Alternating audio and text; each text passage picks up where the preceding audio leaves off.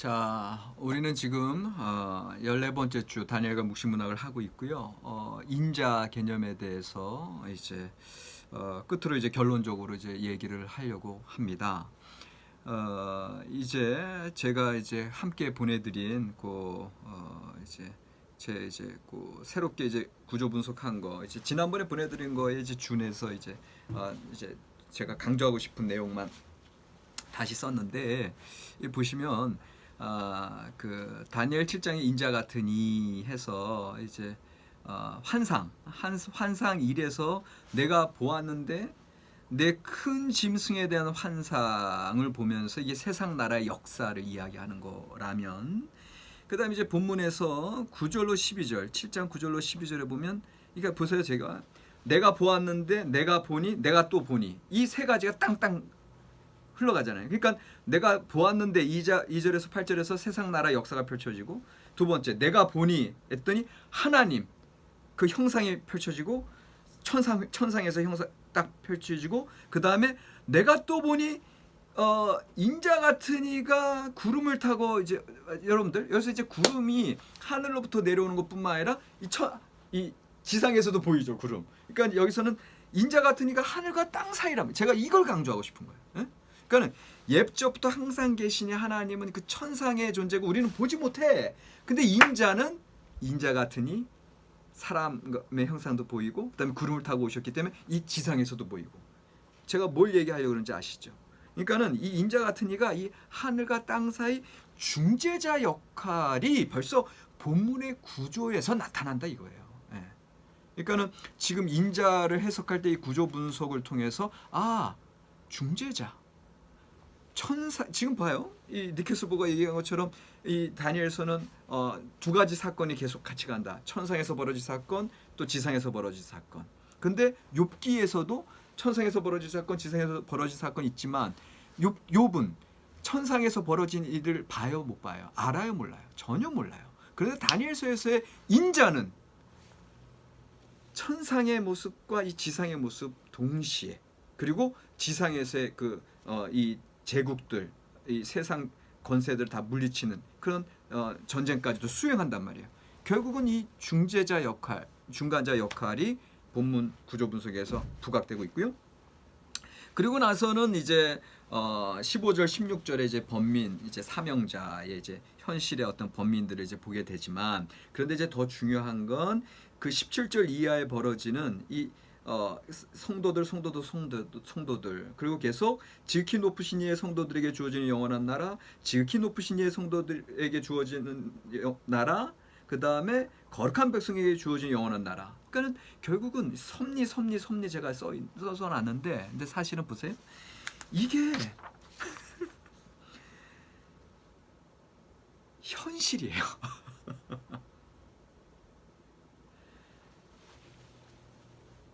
세상 나라 역사가 처음에 환상 1에서 펼쳐졌고요. 그리고 나서 환상 2에서 천상, 그 다음에 환상 3에서 하늘과 땅 사이라 그랬잖아요. 그리고 나서 이제 번민이 현실이라 그랬잖아요. 지금 이제 굵은 글씨만 보세요. 그리고 나서는 약속해가지고 섭리 펼쳐지는 건데, 사실은 이 섭리가 현실 속에서의 섭리를 얘기하는 거예요. 그러니까 결국은 이 부분들, 성도들은 다 현실이에요.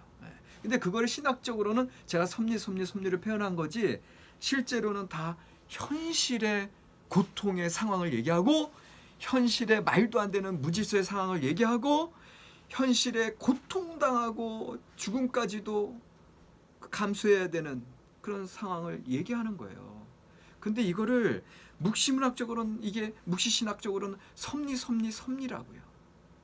하나님의 그 역사적인 시간표 안에서 펼쳐지는 섭리이기에, 그래서 이제 요걸 조금만 제목으로 가로로 약속으로 제가 표시를 해놨는데, 그런데 그 현실의 고통이 이런 최후 승리의 섭리로 변화하는 거에 중간에 뭐가 있어요? 그 과정에 핵심에 인자 같은 이가 있다 이거예요. 하늘과 땅 사이에.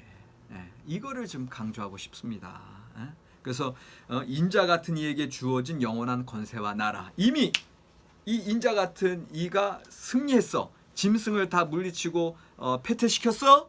그래서 인자 같은 이에게 하나님의 권세와 하나님의 나라가 주어졌고, 그것이 이제 그 인자를 바라보고 인자의 삶 속에 들어간 자들에게 있어서는 신약적인 용어로 십자가를 믿고 그 부활의 능력으로 들어간 자들에게 있어서는 영원한 나라를 그 백성들, 지극히 높으신 이의 성도들이 허락받는 겁니다.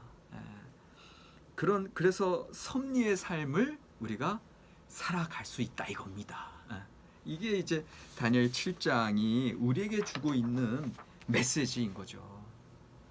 자, 그래서 중심 주제를 인자를 통해 성도들에게 주어지는 나라와 권세가 되겠습니다. 그러니까 다니엘 7장에 이제 지난번에도 여러분들 구조 분석하면서 다니엘 7장의 주제를 이제 인자 같은 이를 통해 임할 승리와 지극히 높으신 이의 성도들의 영원한 나라의 소망이다 이제 이렇게 얘기했는데 이제 그거를 이제 오늘 더 짧게 얘기하면 인자를 통해 성도들에게 주어지는 나라와 권세입니다. 이미 그 나라와 권세는 이제 승리, 최후의 승리가 이제 나타나 있고요.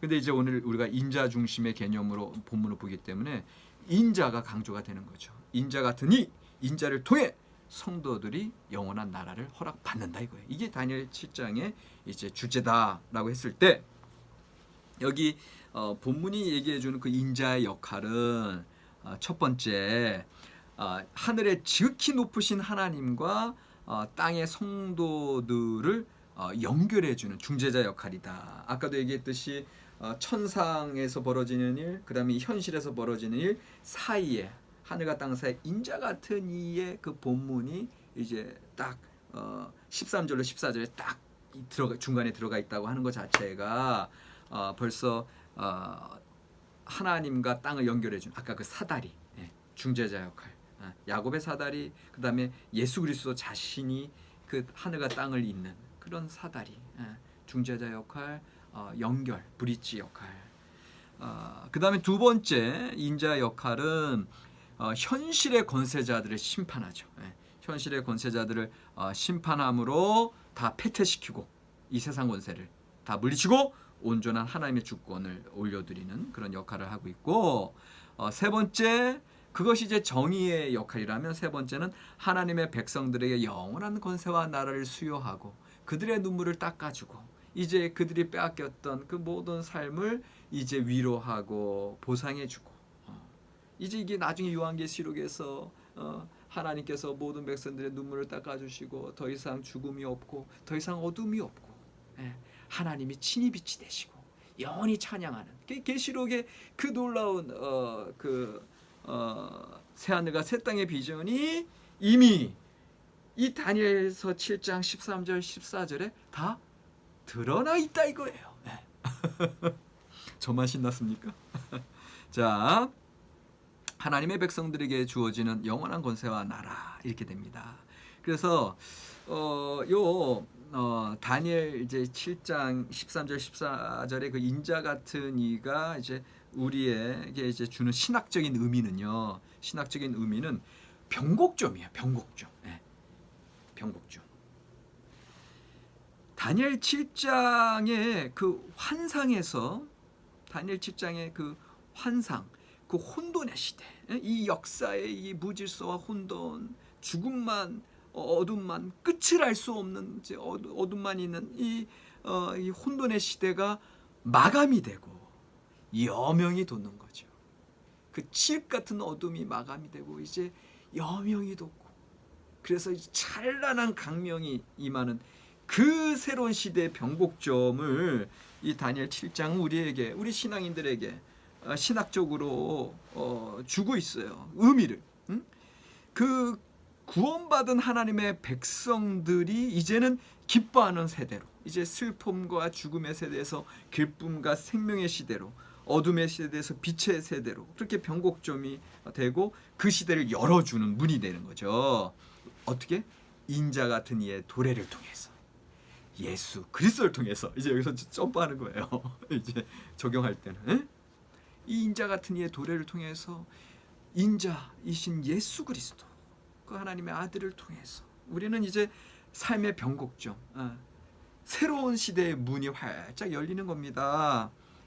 다니엘은 인자 같은 이의 이런 상징을 동원해서 혼돈에서 새로운 창조로 넘어가는 변혁의 과정을 그리고 있다. 이게 이제 우리 교재 왕 교수님도 456쪽에서 이야기하고 계십니다. 그래서 신약 성경의 이제 인자 개념까지 이제 온 거예요. 이제 우리가 이제 다니엘서 7장 13절 14절에 그 인자 같은 일을 이제까지 쭉 살펴봤어요. 교재를 통해서. 그리고 이제 ABD 앵커 바이블 딕셔너리에 나타난 이제 니켈스버그의 논의를 통해서, 그리고 이제 제가 얘기했던 이제 구조 분석을 통해서 이제 살펴본 그 인자 같은 이의 개념이 나왔어요. 지금 그런 개념들이 이제 예수님의 인자 개념에 어떻게 이제 들어가는가, 이제 그 어떻게 보면 significance, 우리가 인자 같은 이를 이제 주속한 이후에 이것이 예수 그리스도의 인자 개념에 어떤 의미를, 어떤 의의를 주고 있는가, 이제 이거를 한 7가지로 살펴보려고 그러는데, 이제 첫 번째, 하늘과 땅의 중재자다. 이거 여러분들 다 이제 이해가 되시죠? 하늘과 땅의 중재자. 그러니까는 야곱의 사다리, 그 다음에 요한복음 1장에서의 이제 인자 위에 천사들이 오르락내리락 한다 하는, 그러니까 하늘과 땅의 중재자의 역할. 다시 말하면 예수 그리스도 당신 자신 안에 신성과 인성이 동시에 있고, 그렇기 때문에 우리를 하나님 앞으로 인도해 주실 수가 있고, 우리를 하나님과 동떨어진 인간 사회를, 인류를, 이 창조 세계를 연결해 주고 있다. 하나님의 천상 세계와 그런 이제 하늘과 땅의 중재자의 역할이다. 그러니까 이것이 이제 예수 그리스도의 기독론과 바로 연결되죠. 이 보세요. 다니엘서 7장 13, 14절 이 묵시문화, 이 본문만 잘 해석해도 예수 그리스도를 설명하는 그 설명이 이렇게 풍성해지는 거예요. 두 번째, 안 풍성한 것 같아요. 두 번째, 그 신, 천사이면서 인격적인 존재. 이거 이제 제가 방금 같이 설명한 거예요. 신이면서 천사의 존재이면서 동시에 인격적인 존재. 이제 그러니까 이게 단지 교부들이 예수 그리스도를 이제 양성론이다, 뭐 단성론이다, 이제 그런 교부들의 이제 그런 논의들 자체가 이미 구약 성경 이 해석만 잘 딱 되면은 이미 양성론적인 어떤 예수 그리스도, 그 하늘과 땅을 이룰 뿐만 아니라 인간과 같은 모습인데 천상에서 구름 타고 내려오신, 그러니까 신성과 인성이 동시에 있는 거, 신성 100%, 인성 100%의 기독론의 근거 본문으로도 충분히 이 다니엘서가 작용할 수 있는 겁니다. 세 번째, 이 세상의 공중권세 잡은 자들을 심판하고 있습니다. 다니엘서 7장 14절에 그에게 권세와 영광과 나라를 줬다고 하는 거, 그래서 모든 백성과 나라들과 다른 언어를 말하는 모든 자들이 그를 섬기게 되었다고 하는 거, 이거 자체는 이미 인자 같은 이가 이 땅에 이제 그 하나님 앞에서 이 땅의 그 짐승들, 이 땅의 세상 권세자들을 이미 물리치고 그렇게 심판을 완성했다는 거. 동시에 그 심판이 앞으로, 그러니까 심판을 완성한 것뿐만 아니라 앞으로 영원히 다스릴 것이다. 이게 이제 나중에 나올 건데, 어쨌거나 그래서 세상의 공중 권세를 잡은 자들을 심판하시는 예수 그리스도의 그 능력들. 그러니까 여러분들 예수님께서 공생의 기간 동안 질병을 고치시죠. 그리고 귀신 들린 자들을 물리치시죠. 이거 자체가 이미 인자의 개념에서 이미 다 들어가 있는 거예요. 그다음에 네 번째, 고통받는 성도들을 돌보는 자. 여러분들 어떻게 보면 인자의 사명, 예수님의 인자의 사명 자체는 바로 이게 제일 하이라이트 아닙니까? 그런데 이 고통받는 성도를 돌보는 자가 어디서 나왔다고요? 이 다니엘 묵시문학 안티오쿠스 에피파네스 시절에 그 박해받는, 고통받는 그런 세대들에게 이 다니엘 이 묵시문학의 비전이, 이 역사적 묵시가 결국은 그들로 하여금 하시딤 중에서 하시딤 신실한 자들 중에서도 신실한 자들, 경건자 중에서도 최고의 경건의 신앙, 묵시적 신앙으로 나아가게 했죠. 그래서 이제 고통받는 성도들에게 영원한 하나님의 나라의 권세를 허락하신다고 하는 그런 메시지를 통해서 이 지금의 고통의 상황을 넘어서는 그런 역사들. 이 다니엘서의 이 인자 같은 이의 개념을 잘 알고 있었다면 가룟 유다가 예수님을 팔아 넘기지 않았겠죠. 정치적 메시아의 개념이 아니었기 때문에 오히려 고통받는 그 십자가의 개념을 더 잘 이해했겠죠. 제자들이 예수님이 이제 처음에는 그 당신의 메시아 비밀을 드러내놓지 않다가 이제 십자가에 달려 돌아가시기 얼마 전부터 그걸 드러내놓고 얘기하셨을 때도 그들이 이게 무슨 말이지? 그리고 도마는 우리가 같이 싸우러 나가자 그러고 그렇게 제자들의 무지가 나타나지 않았겠죠. 사실 제자들이 뭐 갈릴리 어부 출신이다라고 했을 때 그렇다면 당시의 율법사들, 서기관들, 당시의 지혜자들, 그들은 이 다니엘서에서 나타난 인자 같은 이 메시아 사상을 제대로 이해했다면 이 메시아는 이제 고통받는 자일 텐데 그거를 그들이 기대하고 결국은 예수 그리스도가 그 십자가의 길을 가는 그 길을 보고 그때라도 그들이 하나님 앞에 돌아올 수 있지 않았을까요? 아니 지금 인자 같은 일을 지금 제가 해석해 보니까 이제 그런 거야. 그러니까는 이 고통받는 성도들을 돌보는 자, 아까 제가 말씀드린 니케스버그의 견해를 받아들이면서 7장 13절 14절에 그 인자 같은 이가 사람의 형상이지만 천상 하늘의 존재고 그러면 그 천사 그 이제 이들의 그 전승에서는 천상 회의에 그 하나님의 아들들 중에 한 존재라니까요. 근데 그 하나님의 아들들의 한 존재가 이제 아직 7장 13절 14절에서는 이제 그 천상 회의에 모이는 그 신적 존재들 중에 사실은 대등한 존재들이겠지.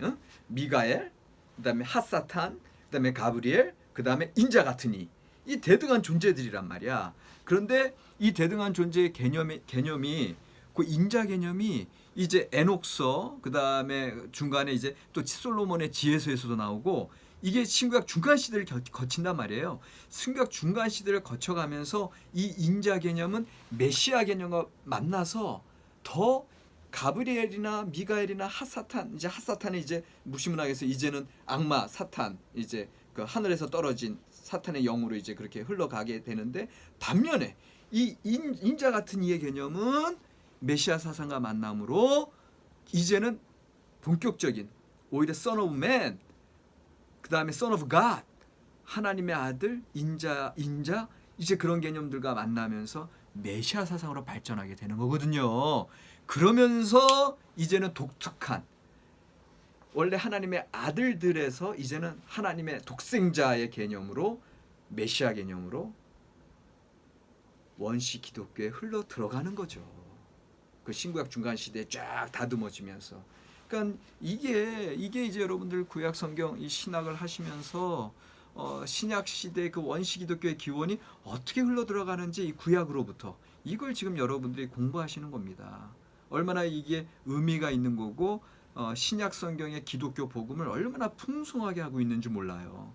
자, 그래서 고통받는 성도들을 돌보는 그 천상의 존재,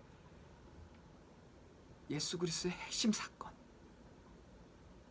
그래서 예수님의 십자가를 이해할 수가 있는 겁니다.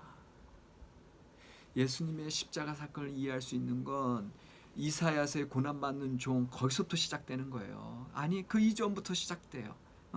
하나님의 백성들의 그 고통받는 그런 여러 가지 상황들이 쭉 이어오잖아요. 근데 그것이 좀 더 구체적으로 부각된 게 바로 다니엘서 7장 13절 14절. 그리고 이것은 이 안티오쿠스 에피파네스 시절의 그 시대적 정황이 반영되면서 더 아주 궁극적인 죽음에 대한 문제와 어떤 희생의 문제까지도 그 박해와 순교의 문제까지도 부각되었기 때문에 이것이 예수님의 이제 신약 시대 십자가 사건을 더 구체적으로 더 아주 이펙티브하게 유효하게 해석하는 도구가 되죠. 그 다음에 이제 다섯 번째 궁극적인 승리를 백성들에게 안겨줄 구원자. 그죠? 예. 이제 궁극적인 승리 이제 옛적부터 계신 이에게 이제 그 나라와 권세와 위엄을 위임받고 이제 그것을 이제는 그 천사의 해석을 통해서 15절 이하, 7장 15절 이하에서 보니까 그리고 우리가 이제 이 구조 분석한 것을 보니까 지극히 높으신 이의 성도들에게 주어지는 영원한 나라가 이제 18절, 22절, 27절에서 쫙쫙쫙 거룩한 백성들에게 주어지는 영원한 나라. 결국은 예수 그리스도의 부활 사건과 연관이 되는 거죠. 네. 최후의 승리와 온전한 구원의 역사. 그래서